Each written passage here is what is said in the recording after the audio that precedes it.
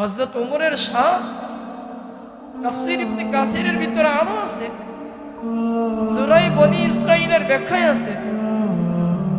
ওনার জমানায় একবার মদিনাতে ভূমিকম্প হয়েছে, খবর পড়ছে। হযরত ওমর রাদিয়াল্লাহু তাআলা আনহু সাথে সাথে জমিনের ভিতরে পা দিয়ে একটা টোকা দিয়েছেন, এক টোকা দিয়ে বলে দিয়েছেন ইয়াল আরদ, এক টোকায় বলে দিয়েছেন ও জমিন উসকুনিল আরদ, জমিন নাচিস কেন, জানিস না এই জমিনে রসুল শোয়া বন্ধ হয়ে যা। আঙ্গুলের কোচা লাগতে দেরি, জমিনের ভূমিকম্প বন্ধ হইতে দেরি। ওমর তো এমন, ওনার জমানায় একবার মদিনায় আগুন লেগে গেছে, সবাই অবাক হয়েছে, সবাই দৌড়ে গেছে ওমরের কাছে, বলছেন ওমর আগুন তো লাগছে, করবো তো করবো কি? হযরত ওমর বলছেন শোনো, বিমা কাসাবাত আইদিন নাস, আগুন লাগার কারণ আমাদের গুনাহ। কি?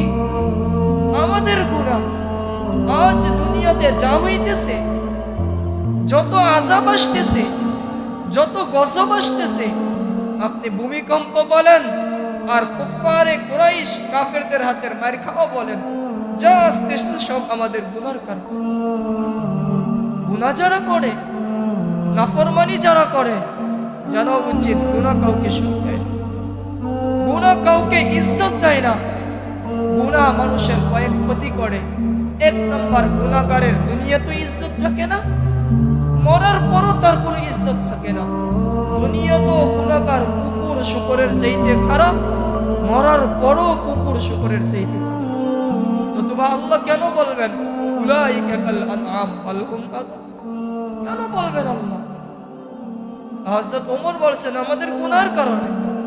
সাথে সাথে বলছেন আনো খাতা, আনছেন খাতা, লিখে দিছেন, আর বলছেন এই চিঠিটা আগুনের কাছে ফেলে দিও, ফেলে দিও। ওনার চিঠি আগুনে ফেলতে দেরি, সাথে সাথে মদিনার আগুন নিভতে দেরি। আক্রোশনের পাত্র ছিল।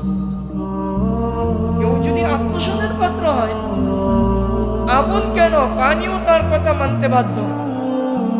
পানির উপর দিয়ে পার হয়ে যাবে, পায়ের তলায় এক ফুটো পানিও লাগবে না, এক ফুটো। শাহজালাল ইয়ামানি রহমতুল্লাহ আলাইহি যখন ইয়ামান দেশ থেকে সিলেটে আসতেছিলেন, এই খবর যখন রাজা গোরগোবন্দর কানে পড়ছে, তো ও সৈন্য সামন্ত যারা আছে এদেরকে হুকুম দিছে, আর নদীর মাল্লামাঝি যারা আছে এদেরকে বলে দিছে সাবধান, নৌকা যা আছে সব ডিঙ্গি উপরে উঠাইয়া ফেলো, নতুবা খবর আছে তোমাদের। সবাই উপরে উঠিয়ে ফেলছেন। শাহজালাল রহমতুল্লাহ আলাইহি সিলেটের যে সুরমা নদী আরে আয়সা দাঁড়াইছেন, কোন রকমের বিচলিত হন নাই। সঙ্গী সাথীরা বলতেছিলেন হুজুর আমরা তো নদীর এপারে, সুরমার এপারে, গোরগোবিন্দর পাশাত্য সুরমার ওপারে, ওপারে নৌকা ছাড়া যাবো তো যাবো কি করে, কেমনে যাবো? শাহজালাল রহমতুল্লাহ আলাইহি বলতেছিলেন চিন্তার কারণ নাই, এক কাজ করো, জায়নামাজ সাথে আছে তো? বলে আছে। আছে তো সাথে গামছা? বলে আছে। জায়নামাজটা বিছাইয়া দাও।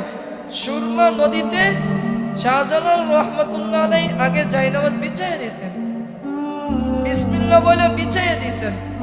সাথী সঙ্গী যারা ছিলেন ওনারাও বিছাইয়া দিয়েছেন।